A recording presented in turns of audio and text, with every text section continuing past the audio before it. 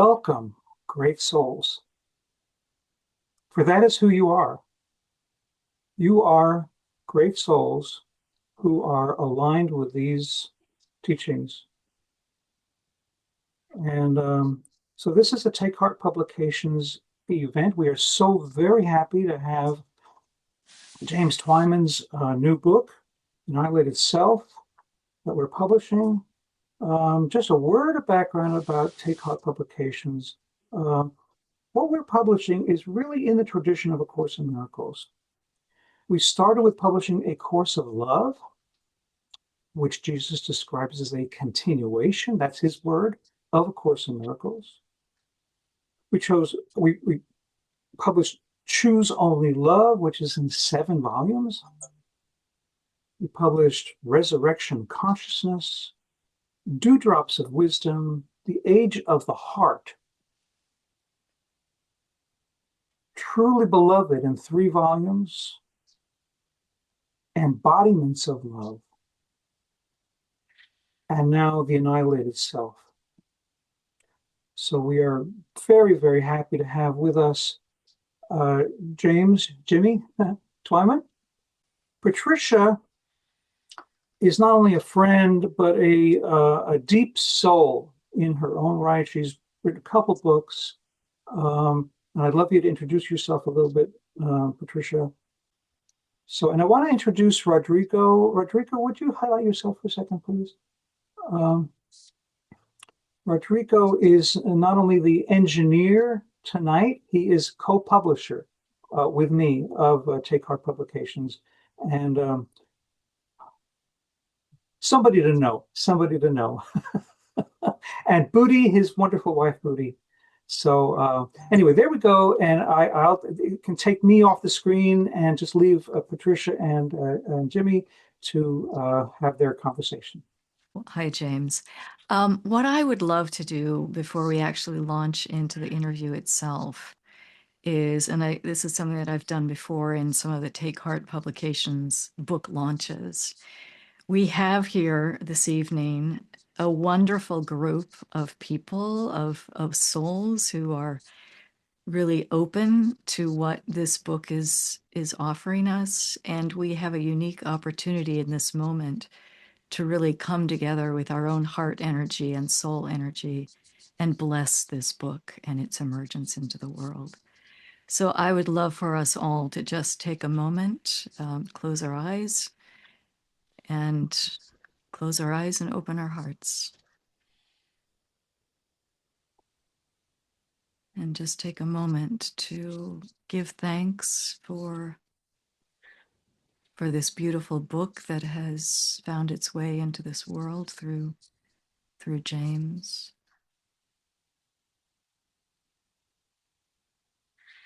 We receive it and we bless it. And we bless all whose lives and souls will be touched by it.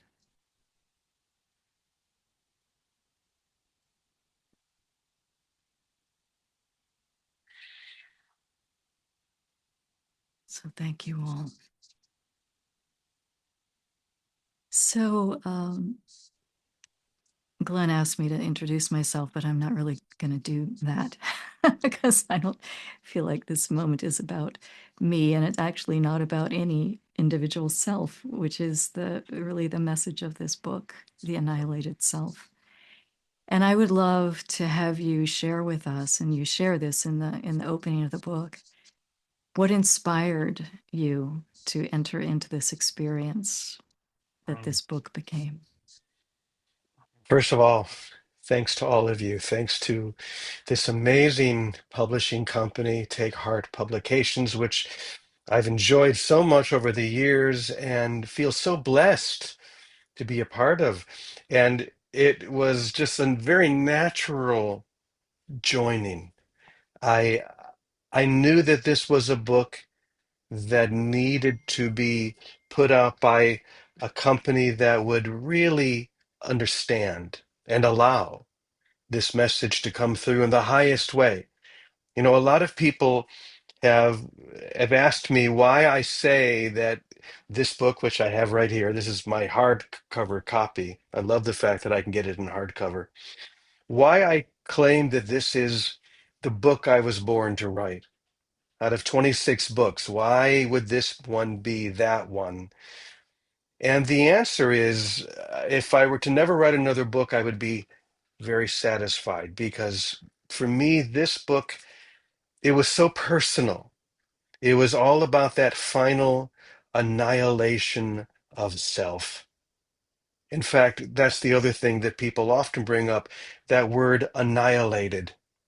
It seems strong, maybe even to some people violent, but there is an annihilation, or you could say dissolving, of that split mind, that separate self that we have to finally allow and give into.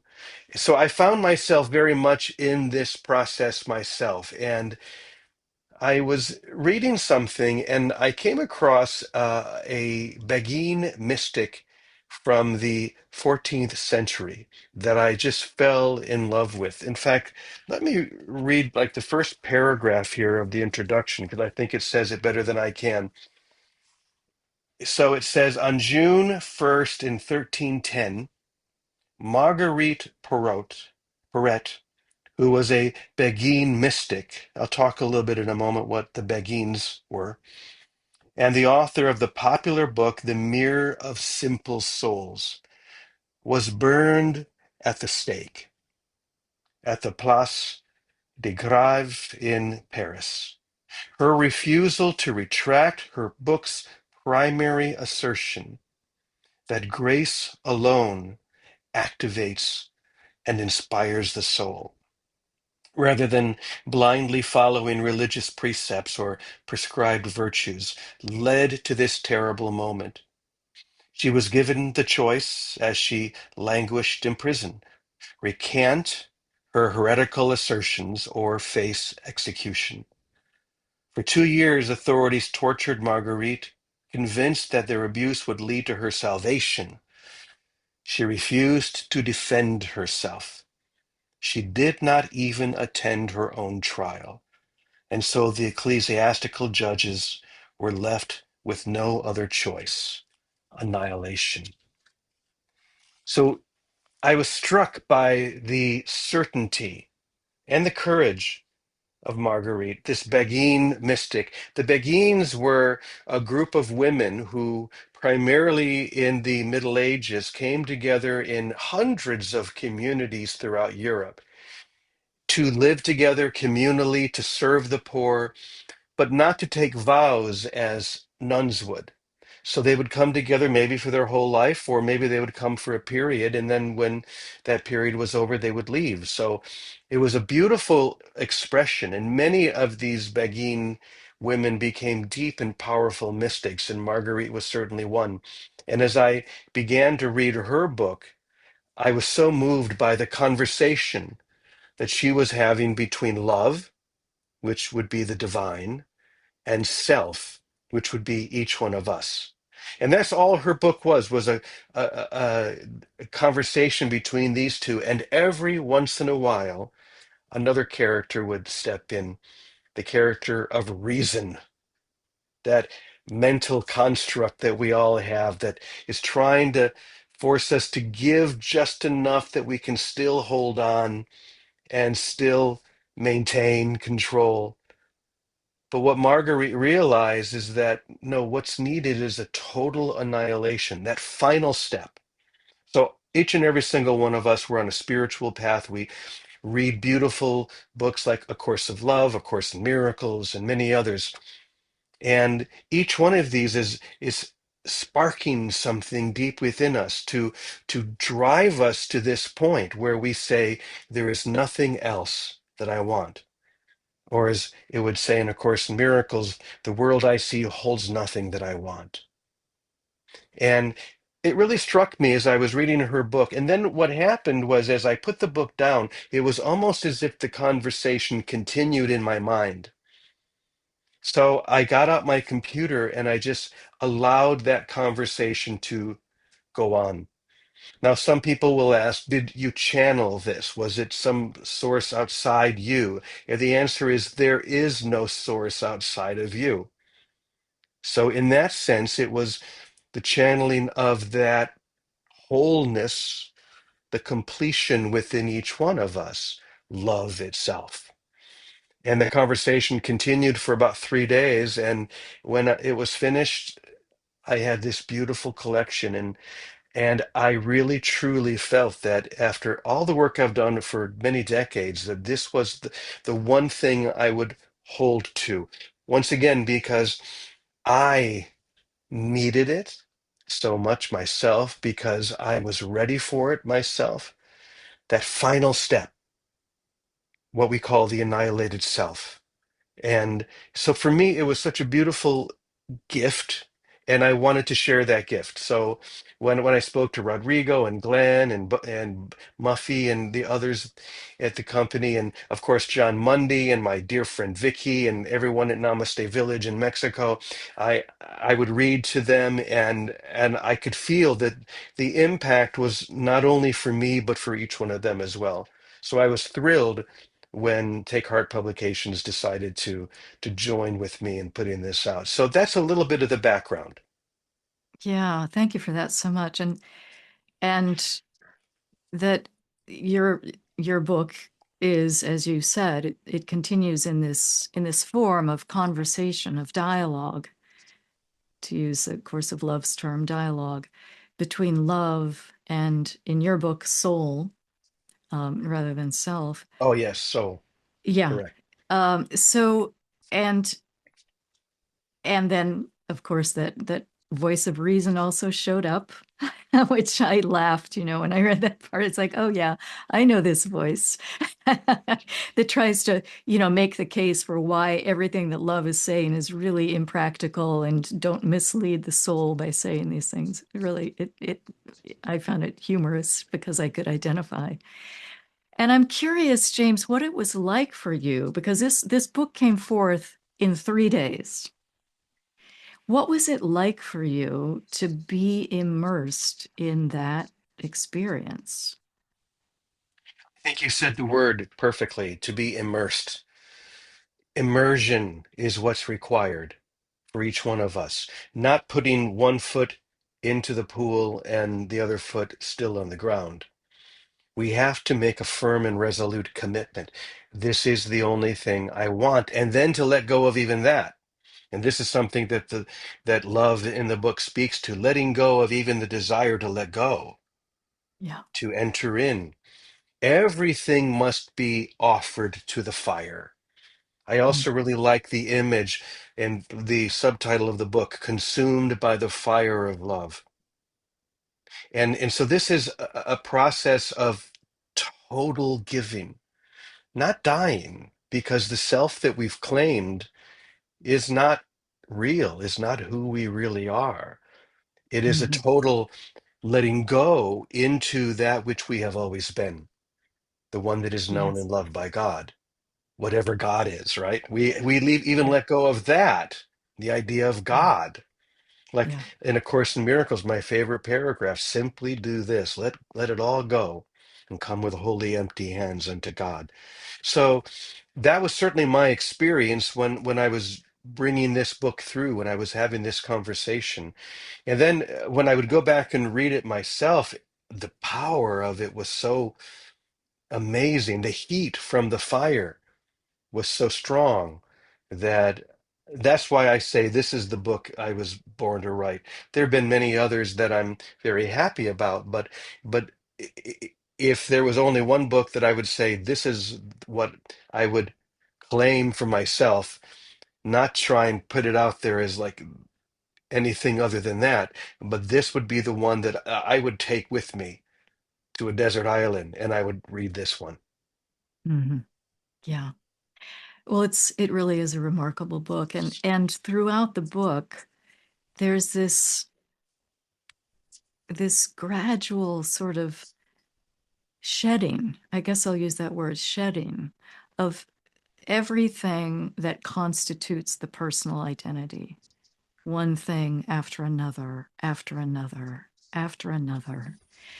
until even the desire to be of service, even the desire to, fix the world, all of that is let go. And for me, it speaks so profoundly to what this collective moment is asking of us. Because I think a lot of us probably have this sort of compulsion to do something to help the world, but it's not that. And in the book, Love speaks about how your gift is your being. It's being this emptiness. It's not even being the vessel, as Love says, it's not even being the vessel, it's being the emptiness inside the vessel. And so I am very curious, as you were undergoing this process in this conversation, did you feel personally like all of these things were falling away and falling away until there was nothing left? Absolutely. That's exactly how it felt. Just a natural, beautiful stripping of all of the costumes. I often think that our identity is like we have five layers of costumes that we wear, like costumes from a play. And we have all these different characters. Each one has a costume, and in a conversation like this is like taking off one after another, until we're just left with that original self with a capital S. The other thing that I really love about this in my own experience, and I think others probably relate to it, is the tenderness with which love speaks to the soul. In fact, if you don't mind, I did peek out, I picked out a very small section here that I thought Right.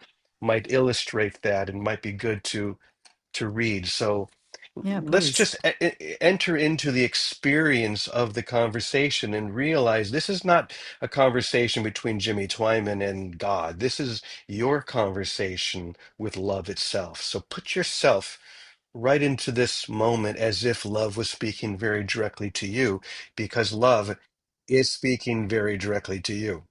So this is love speaking.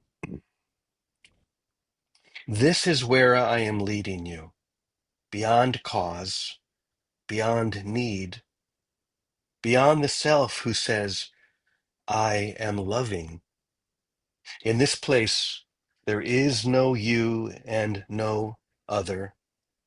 There is only love, loving love, through no vessel, by no name.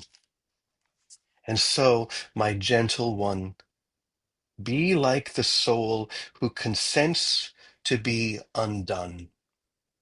Let the winds of love scatter the last illusions of seeking. Let the fire consume even the ash of your longing. And in that nakedness, that sacred absence, be. Be nothing. And in being nothing, know everything. For I am all, and I dwell only in the nothing you dare to become. And then Soul speaks, saying, tasting what is true, as you said, is so different than thinking about what is true, isn't it? When we taste something, we experience it in a way that thoughts never will. But the level of tasting that you're expressing lies beyond any bodily sense. I've always liked the phrase, of this we cannot speak, because it moves us past what the intellectual mind can understand into the realm of spiritual awareness. Does that make sense? Yes, sweet and listening soul. It makes perfect sense. The kind of sense that surpasses all understanding. You speak as one whose tongue has touched the wine of truth, though the chalice still trembles in your hand. To think of love is like tracing the outline of a flame with your finger, perhaps warm, perhaps even beautiful. but it does not burn. To taste love, as you say, is to become the flame itself. And though it consumes you, you do not cry out, for the fire and the soul are one, and nothing is lost. I really like this one line. You speak as one whose tongue has touched the wine of truth, though the chalice still trembles in your hand. I think that trembling is something we can all relate to.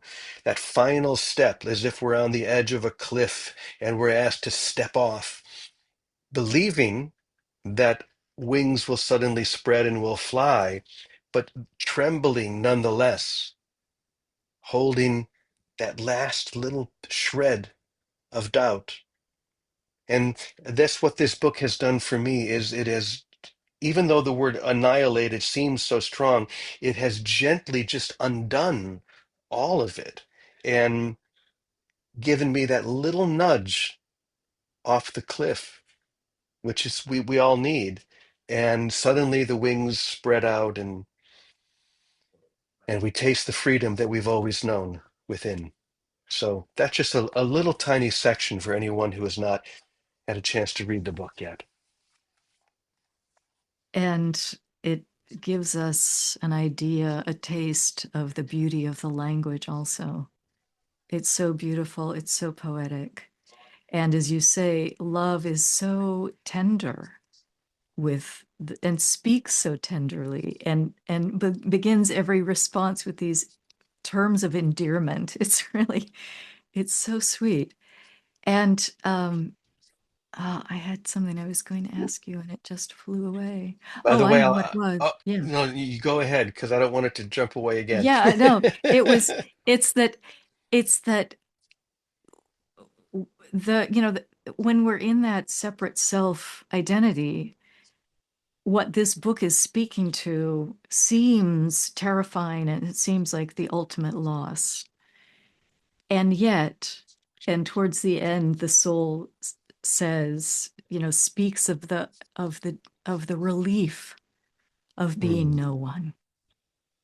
And yeah, it's what's perceived as loss at first is then experienced as the greatest liberation.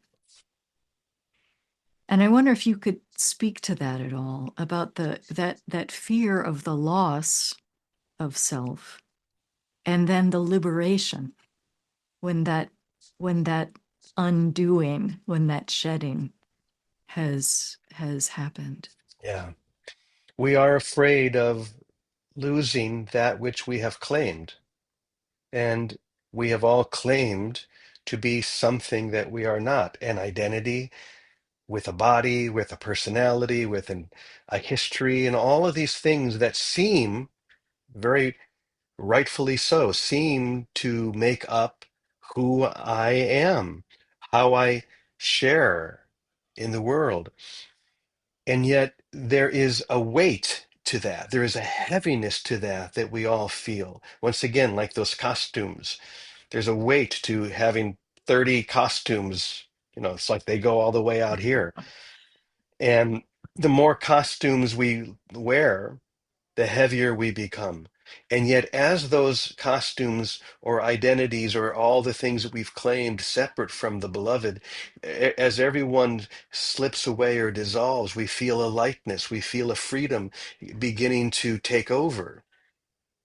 And then there comes that final one, the most essential claim of the ego. Whatever that is, however that shows up for each one of us, the core of our identity. And finally, when that falls away, it's at once frightening and yet so liberating, so sweet when it happens. That's one of the reasons why I love the tenderness in the voice of love.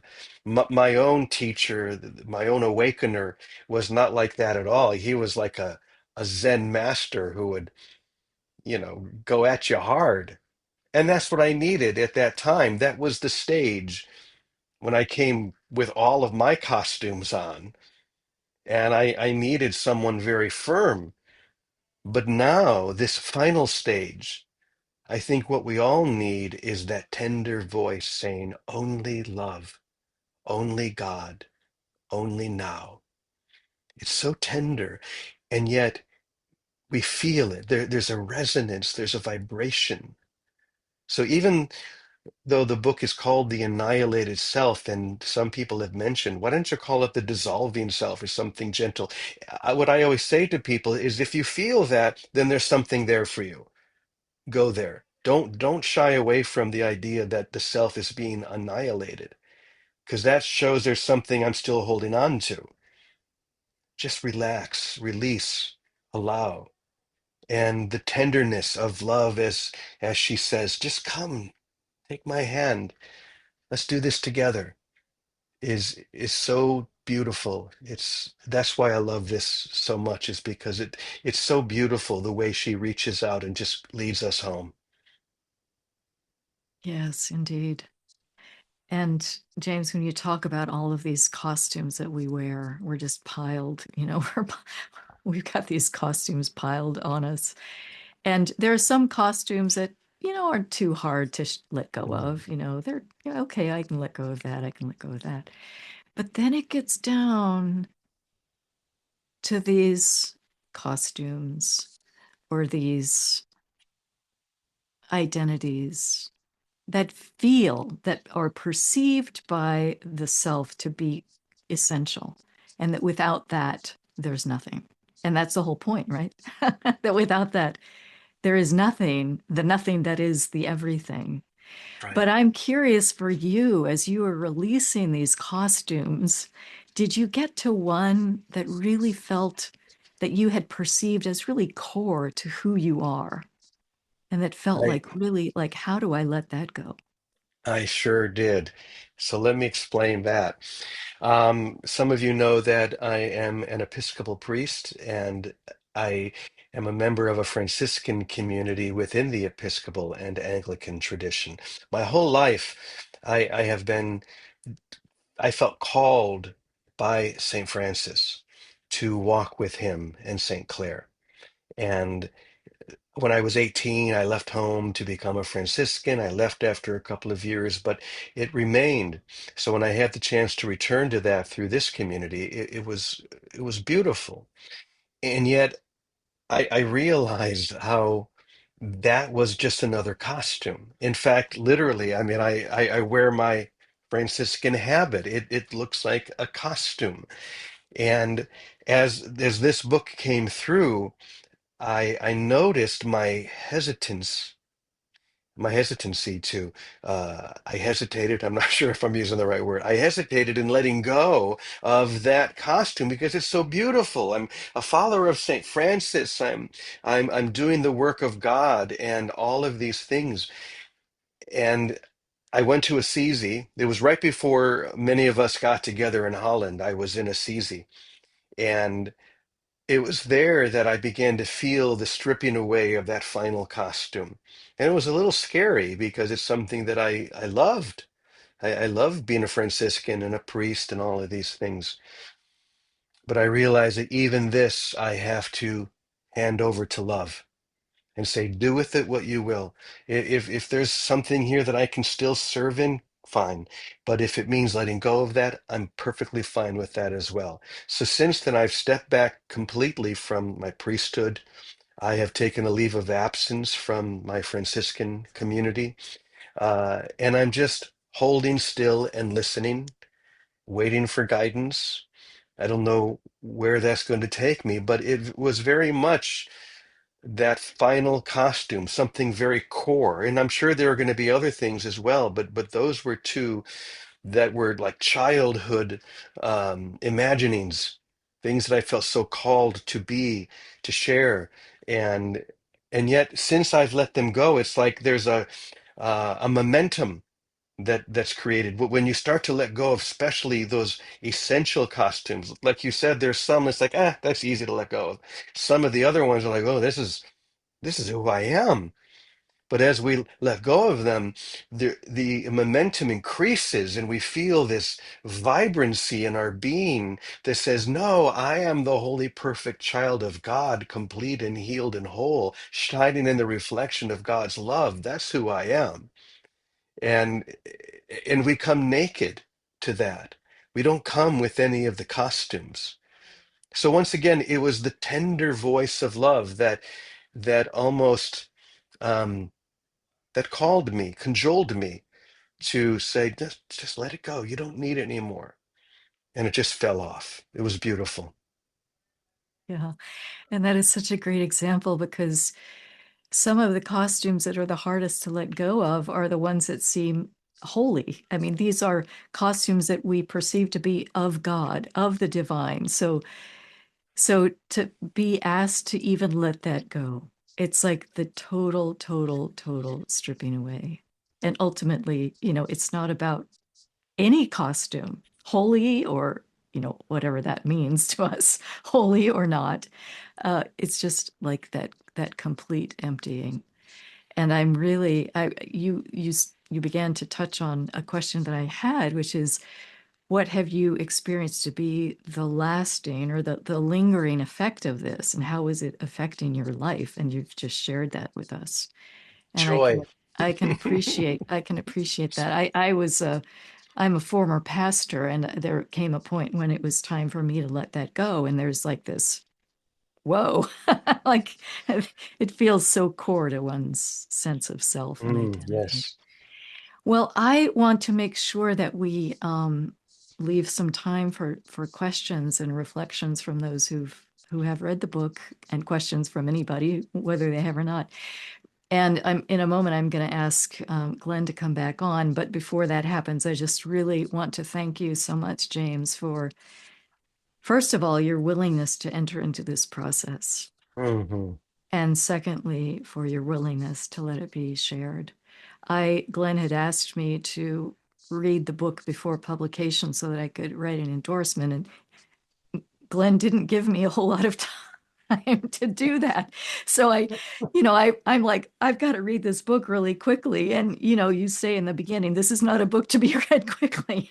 So I read it, but I read it faster than I would have liked. And so now I'm going back and I'm savoring it because it just has so much to offer. And I know that I'm going to be revisiting it over and over and over Well, again. thank you.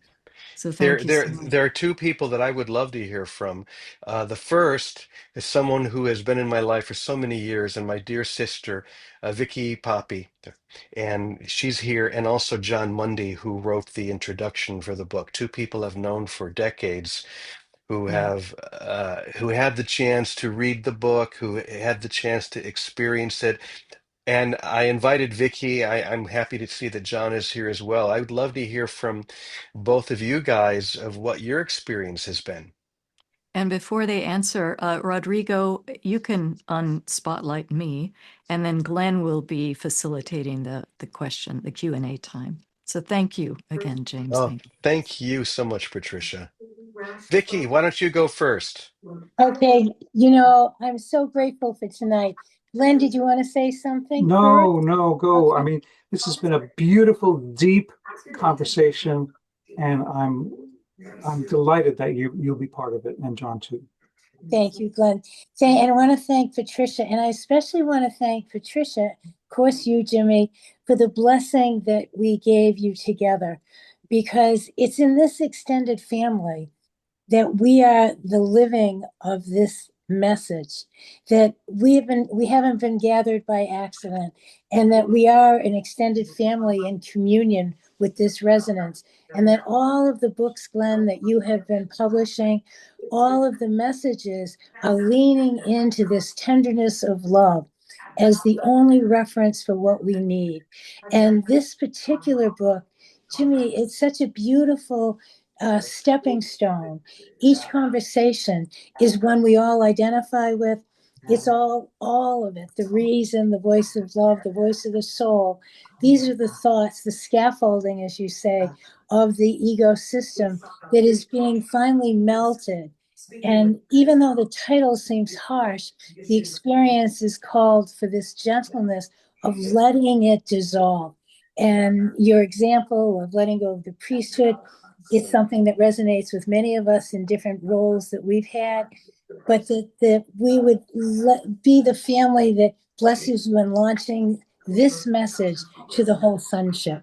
I think we become part of the portal, part of the opening for the acceptance of the message and the readiness to believe in that willingness to let go right now, every day, the little things that we would have resistance or striving for.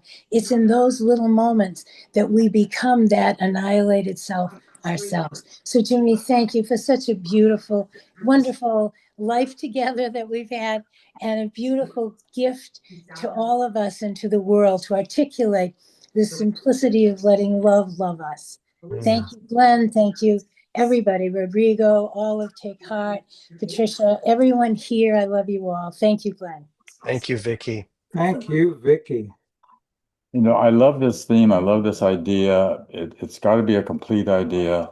There has to be a total letting go of all of this stuff that we make up, that we think that we are in the course of this world. And we just add on to it. I'm glad to hear that Reverend Pierce had to let go of that reverend at some place along the way. That's a part of the accoutrements that we carry with us, that we make up stuff like that, right? And I did go through this experience with, I don't mind saying, with very heavy duty psychotropics back in the 70s in Mexico as a part of a shamanic journey. It was absolutely horrifying experience. But once you get through it, once all of the stuff is, all the covers are gone, then it's wonderful. But you got to let go of everything that we don't realize how much we make up in the course of this life, and how much that we're going to have to let go of that. It may not even seem important, but space, time, planet Earth, identity. One of the hardest things for me to let go of was family. Being a farm boy from Missouri. I mean, that's all the way back down to the thing, But then after that, I had another experience or two after it. And then you're right, Jimmy. What happens is you run and you jump off the cliff and you fly. You don't know that you can fly until you let go first. And then it doesn't matter after that, because nothing is going to happen. The only thing that can be destroyed is something that didn't exist in the first place. The outer garments, as you kept saying. I think it's interesting you talk about garments, because Meister Eckhart also talked about, he called skins. He said we have so many skins on us. 5 or more skins cover each of us. I thought it was sort of interesting that's the same kind of an idea. So it's got to get down to the annihilated self. I'm so glad that you did this and that you moved in there and took up this particular topic, because just earlier today I used this poem. This is from Emily Dickinson. I'm nobody. Who are you? Are you nobody too?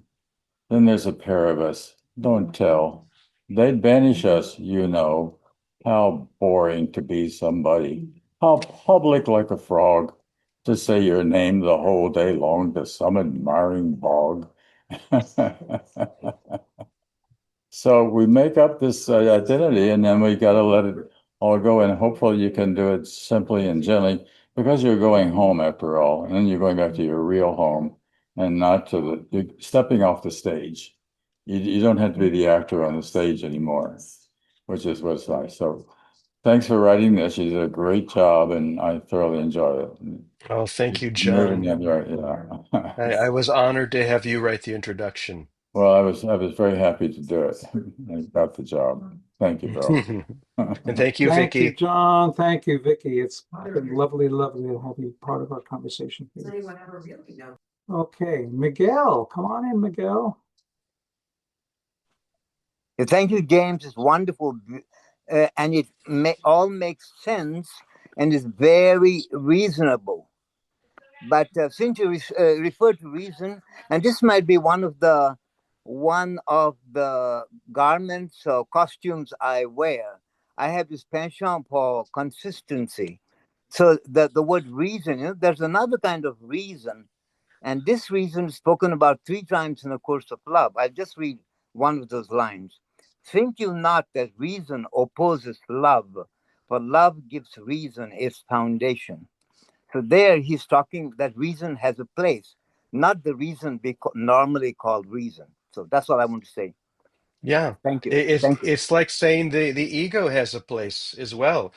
The ego is just our how we communicate and how we are with each other in time. But I often think of the ego like a 2-year-old child. And if you had a 2-year-old child in the back seat of your car screaming, "I want to drive," you probably wouldn't let them because it's better for them to be in the child's seat in the back. But they have a role to play. So it's not about killing the ego. People often get confused by that. Just as reason has a place, it's just not the only or the most important place. Love is always the only important place that we have because that is who we are. So thank you for sharing that, Miguel. Yeah, Miguel, that was a very astute comment. Thank you very much, and appreciate, Jimmy, that you expanded upon it. That's a critical distinction about the ego being, you know, valuable in its own place and time. John, do come in. Okay. There we go. There we go. I have Thank a you. question, and the question is, I notice you have tattoos, and it seems like they're a costume also. And that's all I have, so I can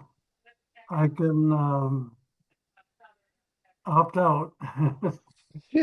Yeah, I have a few tattoos as you can see that this one says no love but God's. So Okay. some of my tattoos are lines from A Course in Miracles. So they're just good reminders. Or like on this the last couple I got, this one says Amor Fati, which is Latin for loving your fate, or sometimes I love it. So I have those so that when I'm just sitting like this and I'm challenged by something, I see this, amor fati, which really means throw your arms around whatever it is you think is challenging you. Give it all your love. Don't try and just deal with it. Give it your love. Love your fate. So for me, these are little reminders just to keep me focused. Okay, and I don't know if you want to say anything about Namaste Village. Sure, Sure. here's a good opportunity. Fine. Yeah. Um, I'm wondering, are the guys from Namaste Village there? Because we had a power outage. I'm in Portland right now, and I know there was a power outage, and so I wasn't sure if they were going to be able to get up and going. But Namaste Village is a beautiful interfaith, non-dual community in Ajijic, Mexico, which is about an hour from Guadalajara. And we have 40 houses and apartments. It's just a beautiful place with people from all over the world who are dedicated, just as we're having this discussion here, really dedicated to this unfolding, to this dissolving. And everyone's invited. In fact, we have our morning session at 9 a.m. Mexico time that people can come live, or you can always watch the replay on YouTube if you just went and typed in Namaste Village Morning Session. So we started 8 years ago. It has been another one of the great joys of my life to have such a beautiful, loving community with people from all over the world. Okay, thank you. That's it for me. I'm complete. Thanks, John. Thank you, John. Thank you, John and Marilyn. All right, we have a few minutes left, so surely somebody would like to share. Oh, Oh, Alice. Alice, of Yay, Alice, come on course. in. Hello, Alice, Alice. Alice is in Spain, where it is, what time is it in the morning there? It's about 2:30 in the morning 2:30. right Well, now. thank you for staying up. First of all, it's lovely to see you, Jimmy, and it's just so beautiful. I love this book. I relate to it very deeply, in every way that you shared, James, but also because, as most of you know, that my beloved husband died a year and a half ago, and he talks to me from the realm of love itself. And he has shared with me a lot about dropping everything, but he's also watching that which he dropped and able to, how can I say, put it in a completely different way of watching it. But watching it from a place like a newborn baby doesn't watch it. Like a baby doesn't watch ourselves dropping anything. It just is. It's already dropped everything. Now he's teaching me from that place of love. So I ask him questions and I get incredible answers. But what I wanted to say and what I wanted to share is we don't have to leave our bodies to do this. And your book shares that in such a beautiful way because what are we here for? We're here to be truly loved by the divine. And anything that's in the way of that is just stopping us from receiving that beautiful love, which we are in the first place. And I just think that what you've done and given the world, James, is a reminder of that love. And I wanted to thank you with all my heart. Mm. That means a lot to me, Alice. Thank you. Yeah, it feels like such a gift to me to share it because it is such a gift to me because I needed it. Another book that I wrote that feels the same is a book called The Barn Dance. And many people have said that that's their favorite book that I've written because I needed it so much myself. It was my experience from when my former wife was killed and my healing through that journey. I needed that experience to heal. And the same is true for the annihilated self.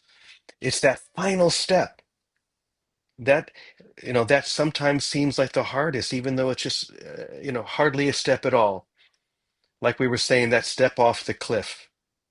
My only advice is don't hesitate. Give everything to this. Step off that cliff. I promise you will fly. You have wings that you didn't even know about, or maybe you did.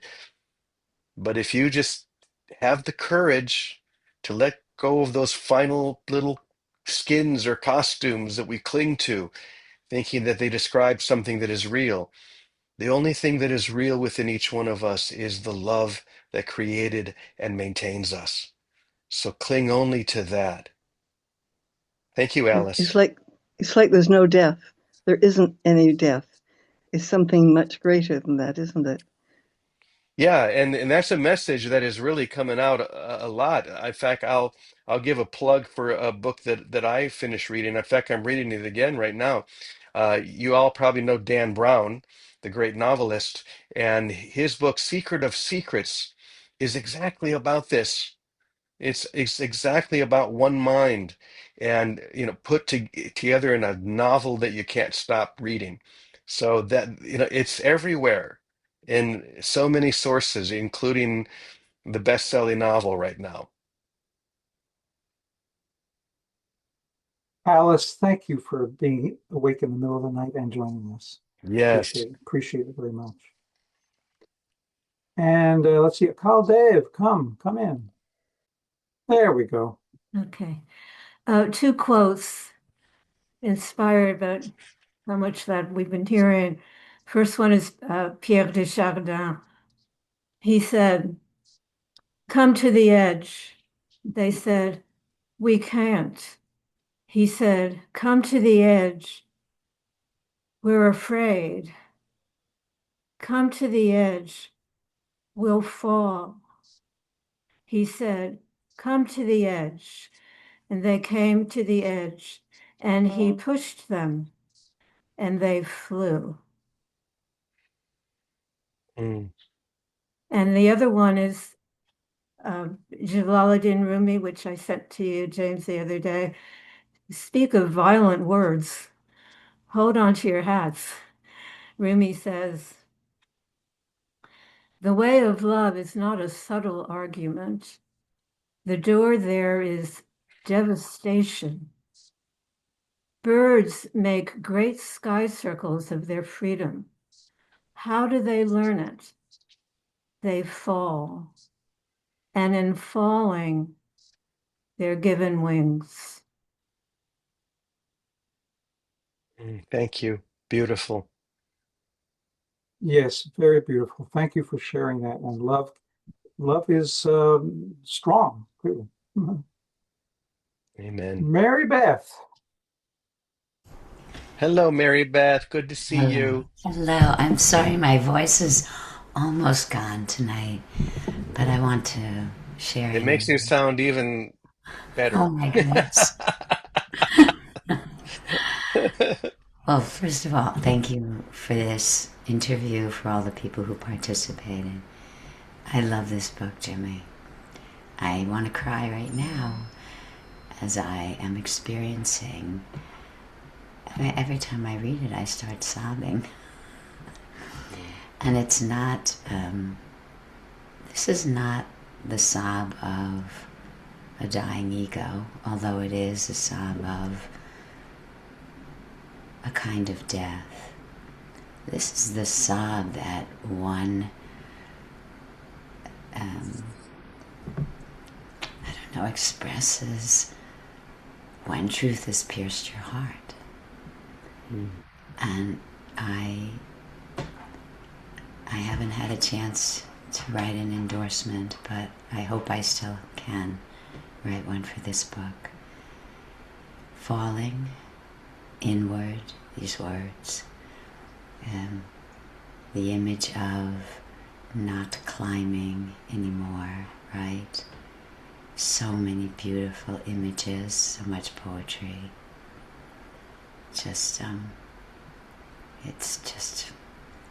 It's just home for me, and I thank you so much for being the receiver, for writing it. Thank you. That's all I can Thank you, say. Mary Beth. Yeah. Thank you so much. That means a lot. And you mentioned something that maybe we should mention to everyone, that uh, Amazon reviews matter. This is one of the ways that the algorithms get triggered to make sure that more people see the book. And we want this to be shared far and wide. So if you haven't already, go to Amazon, write a review. I think we've got I think 67 or so is what Rodrigo said. And if we get it up to 100 or more, that would be great. So if you haven't written one already, please do. Okay, I will. And thank you, Mary Beth, for sharing that beautiful heart space of yours. You're Mhm. welcome. Okay, well, we're near the end, but bring in Caroline. Hi, Hello. I I've never, okay, so somehow I've been following you for years and I don't know where I found you or any of that. And the reason I'm coming on to say something is because I have a podcast called Awakening Soul Divinity, and I get contacted by authors and or publishers and whatever. And I was listening the entire time to decide whether or not this was going to fit, but something drew me in to come to this, and I can tell by everybody who has spoken, and I feel the beautiful, calm energy from it all. So my basic thing that I wanted to ask was, how can I get in touch to, if you're interested, to potentially come on to my podcast and present your book? Because I have not gotten the book. I have not read it. I just got the email this morning and something said go, and here I am. And, I follow those little jumping off the cliff things now in my life. And I was just wondering if you could give me, if that, Oh, I would love to. resonates with you. Yes. Oh, Yes. yes. I mean, sharing this far and wide, that's what we Yeah. want. Thank you for sending that email out today. Oh, Thank yeah. you, Caroline. Thank you, Caroline, for coming on. And Glenn, okay, thank you. Rodrigo, thank you. Thanks to Thank you, everyone. Jamie. Muffy, all of you. I love you, Bodhi. I love you all. It's been such a beautiful pleasure to be able to join with all of you here. Thank you so much for coming. well, thank you for being here. And thank you, Patricia, particularly Yes, for being Patricia. such a fabulous interviewer. You are just so good at it. going real deep, real quick. And also, so what we usually do on our Take Heart events like this, we just, Rodrigo brings everybody on screen, and we can feel free to unmute ourselves and just remember, just bring into our feeling self the beauty, the love, the calm energy, and the kind of the revelation that we felt through this interview, and just carry it with us as we leave. And in the meantime, feel free to unmute yourself and say hi. Hi. Bye. Hi. Namaste. Namaste. Love you all. Good Good. night, everyone. Bye. Long. Love you. Love you Bye, all. all. James. Nice to Thank see you, everybody. Bye. Bye. Adios. Bye. Bye. Bye. It's good and say goodbye. Bye. Yeah, Teresa. Hello. Beautiful, beautiful book. Bye, Makes guys. my heart Oh, sing. thank you, Marianne. Oh, Marianne, Thank yes, I you, heard that. That's Vicki. great. Thank you, John. Thank you, Uh, James. Thank you. Thank you, James. Lawrence, it's good to see you love here. you, James. Oh, yeah. Marty, Trisha. Oh, yes, these are Brenda. Hello, hello. It's many people I know and lots of people I don't. So, Like to be on your mailing list. oh, Glenn. yeah, sure. Well, who said that? Barbara Siegel. Barbara. Okay. So, Barbara, do you have my email address? Have I ever been? No. Okay. So tell you what, go to Take Heart Publications.org, Okay.